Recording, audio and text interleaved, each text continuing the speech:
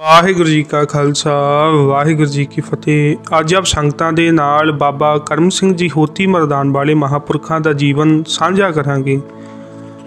ਬਾਬਾ ਕਰਮ ਸਿੰਘ ਜੀ ਦਾ ਪਿੰਡ ਕਾਦੀਆਂ ਜੋ ਤਹਿਸੀਲ ਗੁਜਰ ਖਾਨ ਤੋਂ 6 ਮੀਲ ਪੂਰਬ ਵੱਲ ਨੂੰ ਅਤੇ ਜ਼ਿਲ੍ਹਾ ਰਾਵਲਪਿੰਡੀ ਤੋਂ 30 ਮੀਲ ਪਹਾੜ ਵੱਲ ਨੂੰ ਹੈ। ਆਪ ਜੀ ਦੇ ਪਿਤਾ ਦਾ ਨਾਂ ਕਿਰਪਾ ਸਿੰਘ ਤੇ ਮਾਤਾ ਜੀ ਦਾ ਨਾਂ ਸੂਬੀ ਕੌਰ ਸੀ।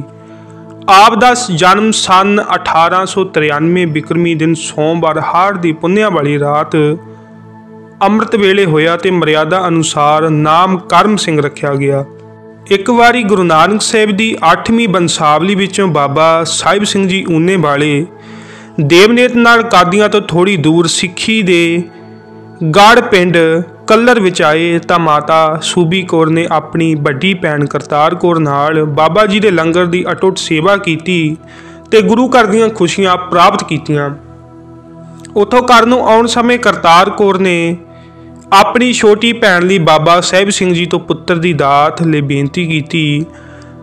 ਬਾਬਾ ਜੀ ਨੇ ਗੁਰੂ ਨਾਨਕ ਟੁੱਠਾ ਕੀਨੀ ਦਾਤ ਦੇ ਮਹਾਂਭਾਗ ਅਨੁਸਾਰ ਜੋ ਪੁੱਤਰ ਦੀ ਦਾਤ ਦਾ ਵਰ ਦਿੱਤਾ, ਉਸ ਅਨੁਸਾਰ ਬਾਬਾ ਕਰਮ ਸਿੰਘ ਜੀ ਦਾ ਜਨਮ ਹੋਇਆ। ਬਾਬਾ ਸਾਹਿਬ ਸਿੰਘ ਜੀ ਦੇ ਬਚਨ ਸਨ ਕਿ ਮਹਾਨ ਤਪਸਵੀ ਤੇਜਸਵੀ ਅਤੇ ਬਹੁਤ ਹੀ ਪ੍ਰਭਾਵਸ਼ਾਲੀ ਸ਼ਖਸੀਅਤ ਦਾ ਮਾਲਕ ਬੱਚਾ ਜਨਮੇਗਾ ਸੋ ਕਥਨੀ ਸੱਚ ਸਿੱਧ ਹੋਈ। ਕਰਮ ਸਿੰਘ ਜੀ ਬਚਪਨ ਤੋਂ ਹੀ ਸਾਧ ਸੰਗਤ ਦੇ ਅਨੰਨ ਪ੍ਰੇਮੀ ਸਨ। ਜਵਾਨ ਅਵਸਥਾ ਵਿੱਚ ਸਕੂਲ ਜਾ ਕੇ ਅੰਗਰੇਜ਼ੀ ਫਾਰਸੀ ਦਾ ਗਿਆਨ ਹਾਸਲ ਕੀਤਾ। ਆਪ ਅੰਗਰੇਜ਼ੀ ਫਾਰਸੀ ਦੇ ਵਿਦਵਾਨ ਸਨ।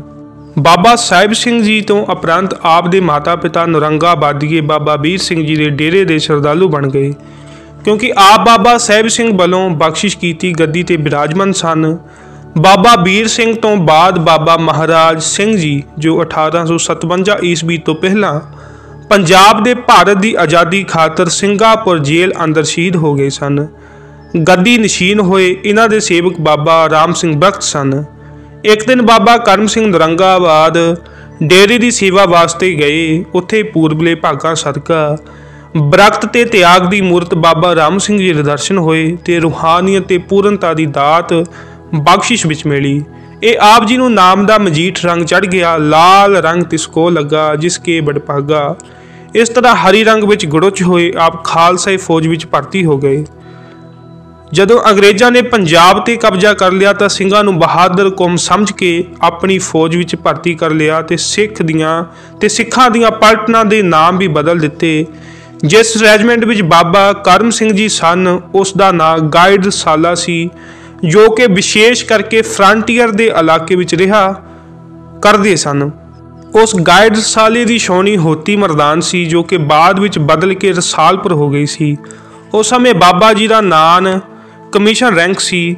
ਪਿੰਨੀ ਰਹਿਣੜੀਏ ਚਮਕਨ ਤਾਰੇ ਜਾਗੈ ਸੰਤ ਜਨਾ ਮੇਰੇ ਰਾਮ ਪਿਆਰੇ ਦੇ ਮਹਾਂਭਾਗ ਅਨੁਸਾਰ ਆਪ ਜੀ ਦਾ ਨਿਤਨੇਮ ਬਣ ਗਿਆ ਸੀ। ਸਵਾਸ ਬੰਦਗੀ ਕਰਨ ਲਈ ਆਪ ਇਕਾਂਤ ਜ਼ਿਆਦਾ ਪਸੰਦ ਕਰਦੇ। ਵੈਸੇ ਵੀ ਹੋਤੀ ਮਰਦਾਨ ਦਾ ਇਲਾਕਾ ਬੜਾ ਖੁਸ਼ਹਾਲ ਤੇ ਉਪਜਾਊ ਹੈ। ਕੁਦਰਤੀ ਮਨਮੋਹਕ ਦ੍ਰਿਸ਼ਾਂ ਕਰਕੇ ਸਿਮਰਨ ਕਰਨ ਨੂੰ ਵੀ ਦਿਲ ਬਹੁਤ ਲੱਗਦਾ ਹੈ। ਹੋਤੀ ਮਰਦਾਨ ਦੇ ਪੱਛੋਂ ਵੱਲ ਦਰਾ ਖੈਬਰ ਦਾ ਪਹਾੜ, ਪੂਰਬ ਦੀ ਦਿਸ਼ਾ ਵੱਲ ਦਰਿਆ ਸਿੰਧ ਅਟਕ ਸਮੁੰਦਰ ਗਵਨ ਨਦੀ ਹੈ ਜੋ ਮਾਨਸਰੋਵਰ ਝੀਲ ਵਿੱਚੋਂ ਨਿਕਲਦੀ ਹੈ। ਦੱਖਣ ਵੱਲ ਦਰਿਆ ਲੁੰਡਾ ਘੁੰਮਰ ਪਾਉਂਦਾ ਚੱਲ ਰਿਹਾ ਹੈ। ਲੁੰਡੇ ਦਰਿਆ ਦੇ ਕਿਨਾਰੇ ਤੱਟ ਗੁਰੂ ਗੋਬਿੰਦ ਸਿੰਘ ਜੀ ਮਹਾਰਾਜ ਜੀ ਦਾ ਦੂਲਾ ਬੱਬਰ ਸ਼ੇਰ ਬਹੁਤ ਗਹਿਰੀ ਨੀਂਦ ਵਿੱਚ ਸੋ ਕੇ ਦੁਨੀਆ ਨੂੰ ਯਾਦ ਕਰਵਾ ਰਿਹਾ ਹੈ ਕਿ ਗੁਰੂ ਦੇ ਸਿੰਘ ਬਗੈਰ ਕਿਸੇ ਲਾਲਚ ਦੇ ਧਰਮ ਯੁੱਧ ਅਤੇ ਵਤਨ ਦੀ ਆਜ਼ਾਦੀ ਦੇ ਨਿਸ਼ਾਨ ਚੁਲਾ ਜਾਂਦੇ ਹਨ। ਇਸ ਲਈ ਬਾਬਾ ਫੂਲਾ ਸਿੰਘ ਜੀ ਦੀ ਅੰਤਿਮ ਦਰਗਾਹ ਦਿਸ ਰਹੀ ਹੈ। ਇਸ ਤੋਂ ਕੁਝ ਕੁ ਦੂਰ ਬਾਬਾ ਫੂਲਾ ਸਿੰਘ ਜੀ ਦੀ ਯਾਦਗਾਰ ਦੇ ਅੰਦਰ ਕਾਲੇ ਤੇ ਚਿੱਟੇ ਸੰਗਮਰਮਰ ਦੀਆਂ 2 ਪਹਾੜੀਆਂ ਹਨ।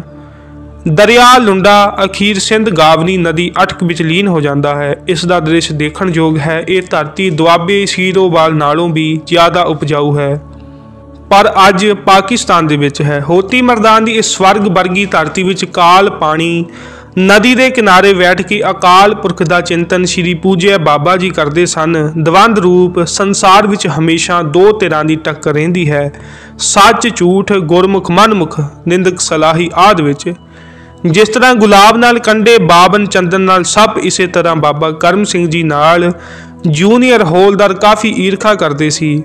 ਉਸ ਦੇ ਮਨ ਦੀ ਇੱਛਾ ਸੀ ਕਿ ਬਾਬਾ ਜੀ ਤੇ ਕੋਈ ਦੋਸ਼ ਲਾ ਕੇ ਆਪ ਜੇਸੀ ਬਣ ਜਾਵੇ, ਜਿਸ ਕਰਕੇ ਉਹ ਮੌਕੇ ਦੀ ਤਾੜ ਵਿੱਚ ਰਹਿੰਦਾ, ਕਿਉਂਕਿ ਬਾਬਾ ਜੀ ਹਰ ਰੋਜ਼ ਹੀ ਆਪਣੇ ਨਿਤਾ ਪ੍ਰਤੀ ਵਜੋਂ ਨਦੀ ਦੇ ਰਮਣੀਕ ਵਾਤਾਵਰਨ ਵਿੱਚ ਪਰਮਾਤਮਾ ਦੇ ਸਿਮਰਨ ਵਿੱਚ ਜੁੜਦੇ ਸਨ। ਇਸ ਲਈ ਇੱਕ ਦਿਨ ਜਦੋਂ ਬਾਬਾ ਜੀ ਕੁਆਟਰ ਗਾਰਡ ਦੀ ਡਿਊਟੀ ਸੀ ਤਾਂ ਉਸ ਨਿੰਦਕ ਹੌਲਦਾਰ ਨੂੰ ਚੁਗਲੀ ਕਰਨ ਦਾ ਮੌਕਾ ਮਿਲ ਗਿਆ। ਉਸਨੇ ਡੇ ਆਫੀਸਰ ਕੋਲ ਚੁਗਲੀ ਕੀਤੀ ਕਿ ਹੌਲਦਾਰ ਕਰਮ ਸਿੰਘ ਆਪਣੀ ਡਿਊਟੀ ਤੇ ਹਾਜ਼ਰ ਨਹੀਂ ਰਹਿੰਦੇ, ਇਸ ਲਈ ਇਨਕੁਆਇਰੀ ਕੀਤੀ ਜਾਵੇ। ਬਾਬਾ ਜੀ ਜੂਨੀਅਰ ਨਾਇਕ ਮਿਸ਼ਨ ਨਾਇਕ ਨੂੰ ਗਾਰਡ ਸੰਭਾਲ ਕੇ ਆਪ ਨਦੀ ਤੇ ਸਿਮਰਨ ਲਈ ਚਲੇ ਗਏ। ਉਸ ਨਿੰਦਕ ਨੇ ਮੌਕਾ ਤਾੜ ਕੇ ਅਫਸਰ ਨੂੰ ਸੂਚਿਤ ਕਰ ਦਿੱਤਾ ਕਿ ਇਸ ਸਮੇਂ ਹੌਲਦਾਰ ਕਰਮ ਸਿੰਘ ਡਿਊਟੀ ਤੇ ਹਾਜ਼ਰ ਨਹੀਂ ਹੈ। ਅਫਸਰ ਉਸੇ ਵੇਲੇ ਗਾਰਡ ਚੈੱਕ ਕਰਨ ਲਈ ਪਹੁੰਚ ਗਿਆ। ਇੱਧਰ ਬਾਬਾ ਜੀ ਦੀ ਸੁਰਤ ਇੰਨੀ ਲਿਵਲੀਨ ਹੋਈ ਕਿ ਉਹ ਧਿਆਤਾ ਤੋਂ ਧੇਤਾ ਰੂਪ ਹੋ ਚੁੱਕੇ ਸਨ। ਜਿਸ ਤਰ੍ਹਾਂ ਕਾਬਲ ਵਿੱਚ ਭਾਈ ਗੋਂਦੇ ਨੇ 7ਵੇਂ ਪਾਤਸ਼ਾਹ ਜੀ ਨੂੰ ਪ੍ਰੇਮ ਪੂਰਵਕ ਚਰਨ ਫੜ ਕੇ ਕੀਰਤਪੁਰ ਸਾਹਿਬ ਵਿੱਚ ਅਡੋਲ ਬਿਠਾਈ ਰੱਖਿਆ ਸੀ, ਭਗਤ ਸੈਣ ਨਾਈ ਦੀ ਥਾਂ ਰਾਜੇ ਦੀ ਸੇਵਾ ਲਈ ਭਗਵਾਨ ਆਪ ਹਾਜ਼ਰ ਹੋਏ ਅਤੇ ਕਬੀਰ ਜੀ ਦੀ ਜਗ੍ਹਾ ਆ ਕੇ ਬ੍ਰਹਮ ਭੋਜ ਕੀਤਾ। ਕਬੀਰ ਜੀ ਦਾ ਕਥਨ ਹੈ, ਕਬੀਰ ਨਾ ਹਮ ਕੀਆ ਨਾ ਕਰੇਂਗੇ, ਨਾ ਕਰ ਸਕੈ ਸਰੀਰ, ਕਿਆ ਜਾਨੋ ਕਿਛ ਹਰ ਕੀਆ, ਭਇਓ ਕਬੀਰ ਕਬੀਰ।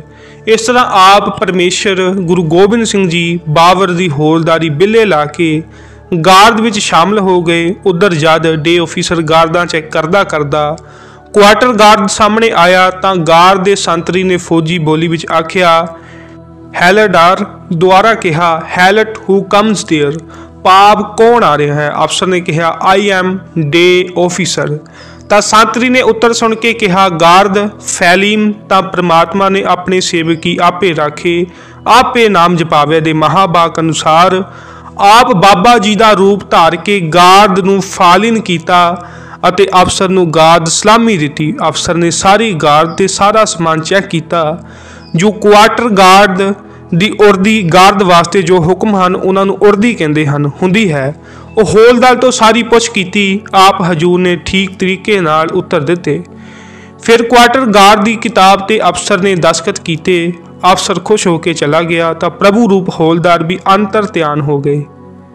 ਆਪਣੇ ਨਿਯਮ ਅਨੁਸਾਰ ਜਦੋਂ ਬਾਬਾ ਜੀ ਸਮਾਧੀ ਤੋਂ ਉਥਾਨ ਹੋਏ ਤਾਂ ਆਪਣੀ ਗਾਰਡ ਵਿੱਚ ਆਉਣ ਤੇ ਸਾਰੀ ਵਾਰਦਾਤ ਦਾ ਪਤਾ ਲੱਗਾ। ਬਾਬਾ ਜੀ ਪ੍ਰਭੂ ਵੱਲੋਂ ਹੋਈ ਇਸ ਅਨੂਠੀ ਬਖਸ਼ਿਸ਼ ਤੋਂ ਗਦ-ਗਦ ਹੋ ਉਠੇ, ਪਰ ਮਨ ਵਿੱਚ ਇੱਕ ਵਿਚਾਰ ਪੈਦਾ ਹੋਇਆ ਕਿ ਗਾਰਡ ਤੋਂ ਫਾਰਗ ਹੋ ਕੇ ਬਾਵਰਦੀ ਦਫ਼ਤਰ ਜਾ ਕੇ ਨਾਮ ਕਟਵਾਉਣ ਦੀ ਅਰਜ਼ੀ ਪੇਸ਼ ਕਰ ਦਿੱਤੀ, ਜੋ ਆਲੇ ਦੀ ਕਰਨਲ ਨੇ ਨਾਮ ਮਨਜ਼ੂਰ ਕਰ ਦਿੱਤੀ ਤੇ ਕਿਹਾ, ਉਹ ਗੋਡ हौलदार आपको जेसी बनाया जाएगा, आप उदास क्यों हो। अफसर ने सोचा सी कि करम सिंह चुगलखोर की चुगली तो उपराम हैं। अफसर ने उस समय चुगलखोर नूं बुला के उसकी काफ़ी झाड़ चम की, पर बाबा जी ने कहा कि साहिब इसने सच्ची चुगली की है, मैं ठीक गार्ड विच हाजिर नहीं सा। फिर अफसर ने कहा, हौलदार तुम झूठ क्यों बोलता है, आप बताओ कि गार्ड विच आप दी जगह कौन सी। साहिब मैनू पता है जो पाना बरत गया है, इसलिए मैं तुहाडी नौकरी नहीं करांगा। जिस परमात्मा ने मेरी जगह ड्यूटी दी है, मैं जिंदगी लिए उसका गुलाम हो गया हाँ, इसलिए मैं हुण आप जी तो रुखसत चाहुंदा हाँ। उन्हां वल्लों बथेरा कहण ते भी बाबा जी ने इनकार कर दिता। शायद वो नहीं जानते सन कि बाबा जी के सीने में डूंघे घाव लग चुके हैं। अंत बाबा जी ने कहा, जे तुसी मेरा नां नहीं कटदे तां ना सही, पर वाहिगुरू जी की कृपा नाल तुहाडा रिकॉर्ड विचों मेरा नां ही नहीं लभेगा। जदों कर्नल साहब ने दफ्तर के कागज़ देखे तां किते भी हौलदार करम सिंह दा नाम ना निकलिया। उसे दिन तो नौकरी तो किनारा कशी करके नदी का किनारा आ मलिया। सारे अंग्रेज अफसर बाबा जी अगे चुक गए। उस समय भी बाबा जी की हौलदारी बावर्दी फोटो उन्होंने अपने मिसकोड विच रखी हुई है, जिथे कि मुखी विक्टोरिया मुंजब एडवर्ड हाफतम और पैगंबर ईसा दियां फोटो हैं। इस फोटो के दर्शन दास ने उस समय किए जदों संगतां संत महाराज जी नाल यात्रा ते गईयां हुईयां सन। आप जी हर समय सिमरन विच आनंद चित रहन लग पे। आए गए हर दुखिए की पुकार सुन के उसका सुख निवारण करते। कोहड़ी अदरंगी सैकड़े मरीज राजी किए। आप जी ने खूनखार राक्ष विरती वाले पठाणा नूं भी वो सुनेहा दिता कि वह खुदा दे प्यार वाले बन गए। जिस तरह चंदन की संगत नाल सारी बनस्पति चंदन हो जाती है, इस तरह बाबा करम सिंह जी की संगत नाल जिहड़ियां रूहां सਦੀਵੀ आनंद दा रस मानन लग पईयां ਤੇ ਕਾਇਆ ਕਲਪ ਹੋ ਗਈ। ਉਹਨਾਂ ਵਿੱਚੋਂ ਬਾਬਾ ਆਇਆ ਸਿੰਘ ਜੀ, ਬਾਬਾ ਰਾਮ ਸਿੰਘ ਜੀ, ਬਾਬਾ ਮਾਝਾ ਸਿੰਘ ਜੀ, ਬਾਬਾ ਸਾਹਿਬ ਸਿੰਘ ਜੀ, ਬਾਬਾ ਅਤਰ ਸਿੰਘ ਜੀ ਰੇਰੂ ਸਾਹਿਬ ਵਾਲੇ, ਬਾਬਾ ਬਸਾਵਾ ਸਿੰਘ ਜੀ, ਬਾਬਾ ਨਰੈਣ ਸਿੰਘ ਜੀ ਤੇ ਪੰਡਿਤ ਪ੍ਰੇਮ ਸਿੰਘ ਜੀ ਤੇ ਪੰਡਿਤ ਮੂਲ ਰਾਜ ਜੀ ਦੋਨੋਂ ਗੰਗਾ ਬਰਖਤ ਕੁਟਿਆ ਵਾਲੇ, ਬਾਬਾ ਰਿਖੀ ਜੀ, ਬਾਬਾ ਨਗੀਨਾ ਜੀ, ਪੰਡਿਤ ਤਾਰਾ ਸਿੰਘ ਜੀ, ਬਾਬਾ ਨੱਥਾ ਸਿੰਘ ਜੀ ਪਿੰਡ ਬੁਤਾਲਾ ਅੰਮ੍ਰਿਤਸਰ, ਬਾਬਾ ਕੱਕੂ ਜੀ ਸ਼ਿਵੇ ਨਗਰ ਤੋਂ ਸਹਿਜਧਾਰੀ, ਬਾਬਾ ਅਮਰ ਸਿੰਘ ਜੀ ਰੰਗੀ ਰਾਮ ਇਲਾਕਾ ਗੜਦੀ ਵਾਲਾ ਆਦਿ ਅਨੇਕ ਹੋਰ ਗੁਰਮੁਖ ਹਨ ਜਿਨ੍ਹਾਂ ਦੀਆਂ ਸ਼ਖਸੀਅਤਾਂ ਮਹਾਨ ਸਨ। ਅੰਤ ਬਾਬਾ ਕਰਮ ਸਿੰਘ ਜੀ ਸੰਮਤ 1958 ਬਿਕਰਮੀ ਮੁਤਾਬਕ 1902 ਈਸਵੀ ਨੂੰ ਸੰਗਤਾਂ ਨੂੰ ਬਾਬਾ ਆਇਆ ਸਿੰਘ ਜੀ ਦੇ ਲੜ ਲਾ ਕੇ ਗੁਰਪਰੀ ਸੁਧਾਰ ਗਏ ਸਨ। ਸੋ ਇਤਨੀਆਂ ਬੇਨਤੀਆਂ ਪ੍ਰਵਾਨ ਜੀ। ਵਾਹਿਗੁਰੂ ਜੀ ਕਾ ਖਾਲਸਾ, ਵਾਹਿਗੁਰੂ ਜੀ ਕੀ ਫਤਿਹ।